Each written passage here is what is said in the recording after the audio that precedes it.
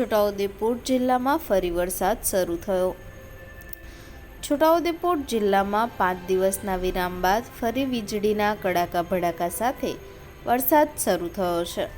ગત ઓગસ્ટ મહિનાની 27 તારીખ સુધી વરસેલા ધોધમાર વરસાદથી જિલ્લાના લોકોનું જીવન અસ્તવ્યસ્ત બન્યું હતું અને છેલ્લા 5 દિવસથી વરસાદ વિરામ લેતા વરાપ નીકળ્યો હતો, પરંતુ આજે વહેલી સવારથી જ વીજળીના કડાકા ભડાકા અને ભારે ગાજવીજ સાથે ધીમી ધારે વરસાદ વરસી રહ્યો છે।